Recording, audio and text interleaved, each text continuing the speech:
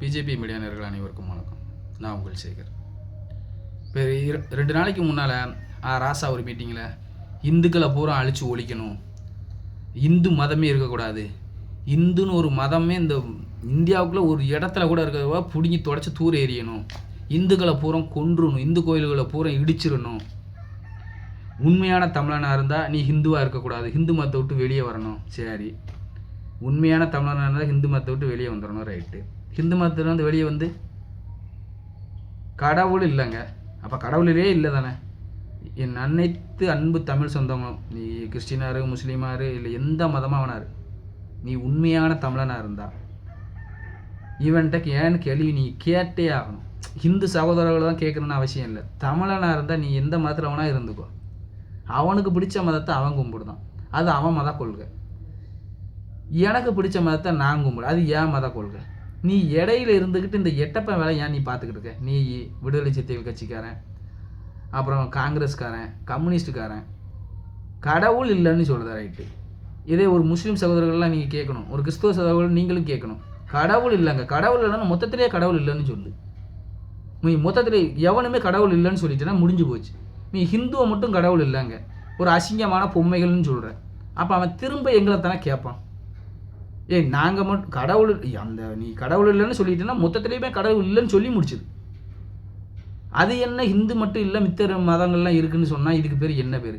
ஒருத்தனை அழித்து ஒழிக்கிறதுக்கு உண்டான நீ இந்த ஈவார சாதியை ஒழிச்சிட்டான், ஈவேர சாதியை ஒழிச்சிட்டான்னு சொல்லி சொல்கிறாங்க. எங்கே ஒழிச்சாங்கன்னு தான் எனக்குன்னு தெரியல. எங்கே ஒழிச்சிருக்கான்? எல்லா ஊர்லேயும் ஒரு 10 வயசு பையன் கூட ஜாதி டிஷர்ட்டை போட்டு அவன் பாட்டில் அலைதான். எல்லா கிராமம் தோறும் கிராமத்தில் உள்ள நீங்கள் பாரு சாதி இருக்கும், ஒற்றுமையாக இருந்துக்கோ.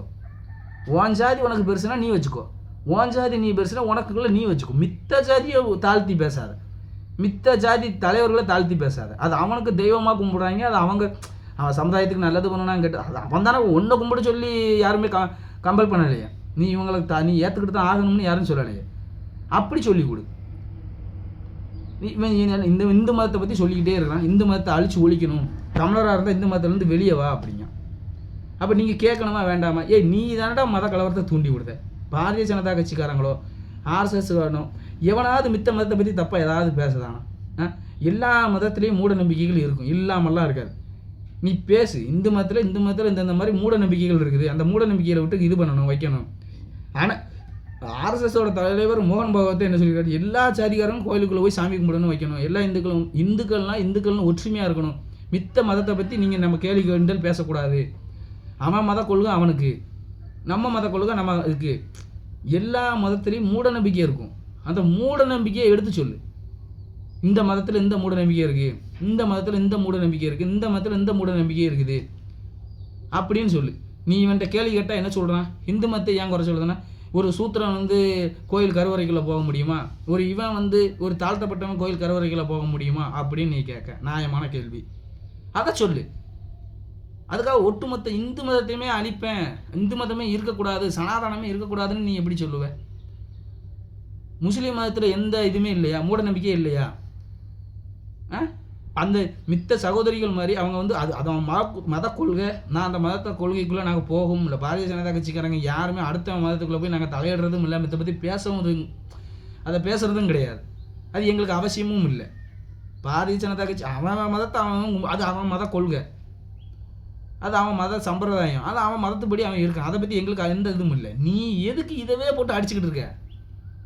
தமிழர்களை ஏன் மதத்தால் நீ இந்த 1 வருஷம் தான் இருக்குது, 2026 சட்டமன்ற தேர்தலுக்கு இன்னும் 1 வருஷம் தான் இருக்குது, அதுக்குள்ளே நீ மத சண்டையை தூண்டி விடுத.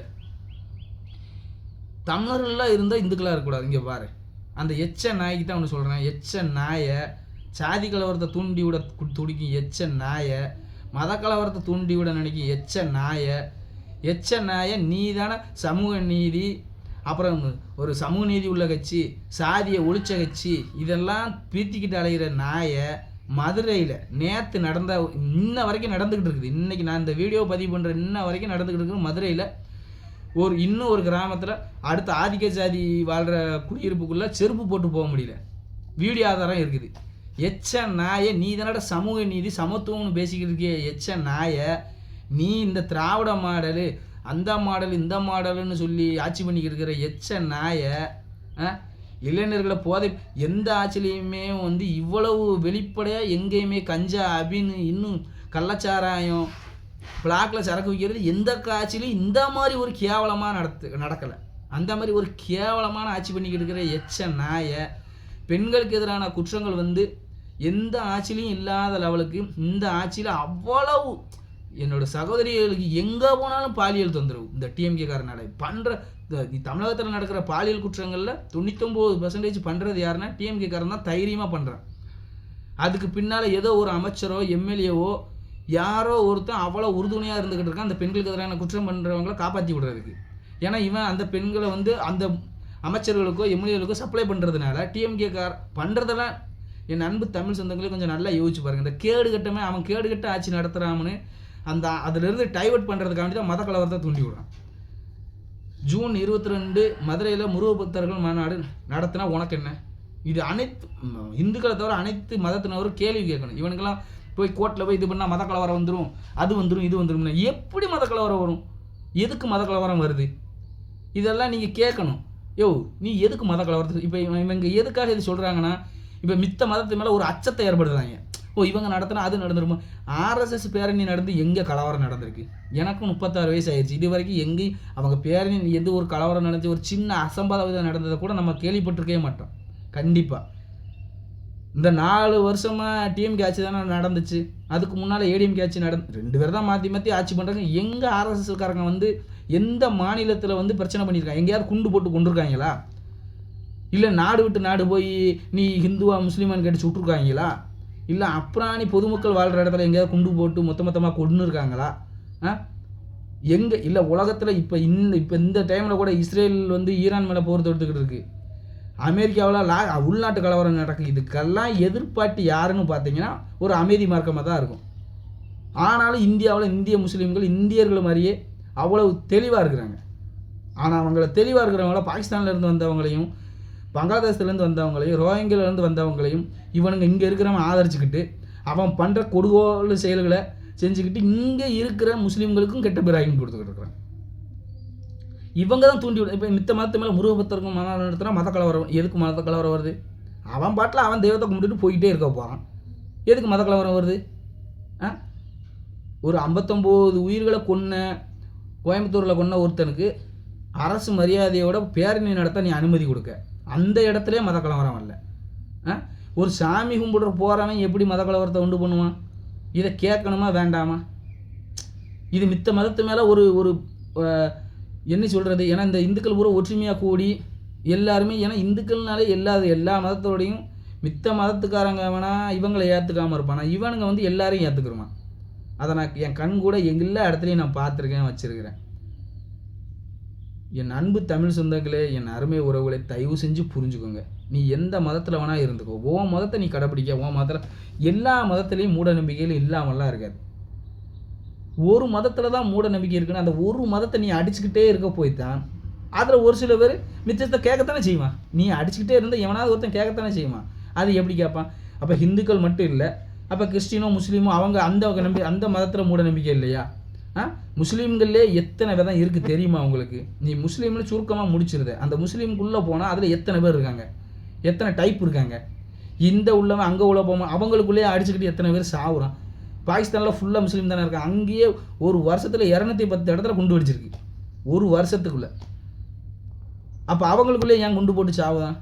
எல்லா மதத்துலேயும் மூட நம்பிக்கை இருக்குது, எல்லா மதத்துலேயும் மூட நம்பிக்கை இருக்குது. இந்த மதத்தில் மட்டும்தான் மூட நம்பிக்கை இருக்கானா? இல்லை. ஆனால் இவன் தூண்டி விட்டுக்கிட்டு அந்த டிஎம்கே காரன், விடுதலை சிறுத்தைகள் கட்சிக்காரன், இவன் எல்லாம் மத கலவரத்தை தூண்டி விடணும்னு நினைக்கான். தயவு செஞ்சு இந்துக்களாக இருப்போம், முஸ்லீம்களாக இருப்போம், கிறிஸ்தவ அவரவர மத கொள்கை அவரவரை வச்சுக்கிறோம். மித்த மதத்தை போய் அவங்க மதத்தில் உள்ள அவன் என்னமும் செஞ்சுட்டு போகிறான். அவனுக்கு தெரிஞ்சு தானே பண்ணுறான். நம்ம எதுக்கு அதை போய் சொல்லணும்? எதுக்கு நம்ம போய் அதை கேட்கணும்? அனைவரும் இதை வந்து கேட்கணும், மிச்ச மதத்தில் வந்து கேட்கணும். ஜூன் 22 முருகபக்தர் மாநாடு நடத்துகிறாங்க, நடத்திட்டு போட்டோம். மதுரை மீனாட்சி அம்மன் கோயில் அந்த சித்திரை தேர்வில் வரும்போதெல்லாம் முஸ்லீம் சகோதரர் இப்படி அவங்க தெருவுக்குள்ள ஓடி போவோம், அவங்க தான் நீர் மூர் எல்லாம் கொடுக்காங்களா, இப்படி ஒற்றுமையாக இருந்துட்டு போவோமே, இவ்வளோ ஒற்றுமையாக இருந்துட்டு போவோமே. இதுக்கு எதுக்கு சண்டை போடணும்? உன் மதத்தை நீ பக்ரீத் வருதா ரம்சான் வருதா நீ ஒற்றுமையாக கொண்டாடு. உனக்கு இருந்த இந்து சகோதரர்களுக்கு உனக்குள்ள கொடுத்து எதுவும் செய்து சந்தோஷமாக இருப்போம். இதே மாதிரி இந்துக்கள் பண்டிகை வந்துச்சுன்னா இந்துக்களோட ஒற்றுமையாக இருங்க, சந்தோஷமாக இருப்போம். இந்த எச்ச நாய்கள் பேச்சை கேட்டுக்கிட்டு தேவையில்லாமல் நம்ம ஒரு சில அந்த பாகிஸ்தானில் இருந்தோ இந்திய முஸ்லீம்கள் யாருமே இந்த தேவையில்லாத செயல்கள் செய்யவே மாட்டாங்க. ஏன்னா நம்ம இந்திய முஸ்லீம்கள் இருந்தால் நம்ம இந்திய ரத்தம் தான் ஓடும், தமிழன் இருந்தால் தமிழக ரத்தம் தான் ஓடும். அப்படிங்கிற இந்த மாதிரி ஒரு கீழ்த்தரமான செயல்களை செய்ய மாட்டாங்க. கீழ்த்தரமான செயல்களை செய்கிறது யாருன்னா பாகிஸ்தான்லேருந்து வந்தவனாக இருக்கட்டும், அப்புறம் பங்களாதேசத்துலேருந்து வந்தவன், அப்புறம் அந்த ரோஹிங்கியாவிலேருந்து வந்தவன், அவனுக்கு என்ன இருக்கும், அவன் ஒரு நாட்டை விட்டு இன்னொரு நாட்டை வந்து மித்த நாட்டை அழிக்கணும்னு வரான். அந்த அழிக்கணும்னா நீ இந்தியாவுக்குள்ளே இருந்தாலும் இந்தியாவுக்குள்ளே குண்டு போட்டானோ இல்லை ஏதோ செஞ்சானோ உனக்கும் தானே கேடு. இந்த அனகாபுத்தூரில் ஒரு இடத்துல ஒரு தலைமுறையில் வாழ்ந்த இதை இடிச்சிட்டாங்க, ஒரு காசாக்ராண்டுன்னு ஒரு ரியல் எஸ்டேட் நிறுவனத்துக்கு. அங்கே முஸ்லீம்கள் தானே இருந்தீங்க, உங்கள் வாழ்க்கையும் தானே போச்சு. அப்போ எல்லாரும் யோசிக்கணும் தானே, மத கலவரத்தை யார் தூண்டி விடுறா, சாதி கலவரம். நீங்கள் நல்லா யோசிச்சு பாருங்கள். இவனுக்கு பேசுறது பூரா என்னென்னா, தீவிரவாதி வந்து ஒரு தீவிரவாத செயல் செஞ்சுட்டு போயிட்டாங்கன்னா அவனுக்கு ஆதரவாக செயல்படுவான். நீ விடுதலை சிறுத்தைகள் திருமாவளவனாக இருக்கட்டும், பகல்காமில் காஷ்மீரில் பகல்காமில் 28 உயிர்களை சுட்டு கொண்டாங்களே தீவிரவாதிகள், அவங்க வந்து அந்த நோக்கத்துக்கு வரல. இதுலேயுமே நீங்கள் மித்த மற்றக்காரங்க புரிஞ்சுக்கணும், அவங்க அதுக்காக வரல. இங்கே அவங்க இந்தியாவுக்குள்ளே தானே இருக்காது. அப்போ இந்தியாவுக்குள்ளே சுற்றுலா போனால் இவனுக்கு என்ன, அங்கே வரக்கூடாது. இவங்களுக்கு அந்த மத்தியில் இருக்கிற மோடி அரசாங்கத்துக்கு ஒரு மெசேஜ் சொல்கிறதுக்காண்டியே 28 பேரை சுட்டு கொண்டுவான். அவன் மேலே ஏதாவது தப்புன்னு சொன்னானா, தப்பு பண்ணுறவனை தப்புன்னு சொன்னா தானே மித்தவன் திருந்துவான். தயவு செஞ்சு என் அன்பு தமிழ் சொந்தங்கள் அனைவரும் இவங்களோட பித்தலாட்டத்தை புரிஞ்சுக்கிறணும். இவங்க செவிக்கிறதுக்காக என்ன வேணாலும் செய்வானுங்க. ஒரு மத கலவரத்தை தூண்டி விட்டு இவன் நல்ல ஏசி ரூமுக்குள்ளே இருந்துக்குருவான். அடிச்சுட்டு சாவுறது நம்ம தான் சாகணும். எந்த இடத்துலையும் பிஜேபி மத கலவரத்தை ஊக்குவிக்காது, இதை ஊக்குவிக்க மாட்டான். அனைவரும் ஒற்றுமையாக வாழ்வோம். இதுதான் பாரதிய ஜனதா கட்சியோட கொள்கை. தயவு செஞ்சு இந்த டிஎம்கே, விடுதலை சிறுத்தைகள், காங்கிரஸ் கட்சியை நம்பி நம்மளோட வாழ்க்கையும் சரி, நம்ம பிள்ளைகளோட வாழ்க்கையும் கெடுத்துட வேண்டாம். என் அன்பு தமிழ் சொந்தங்கள் அனைவரும் பாரதிய ஜனதா கட்சி ஆதரிக்கணும்னு உங்களை பணிவன்போடு கேட்டுக்கொள்கிறேன். நன்றி, வணக்கம். பாரத் மாதா கி ஜெய்.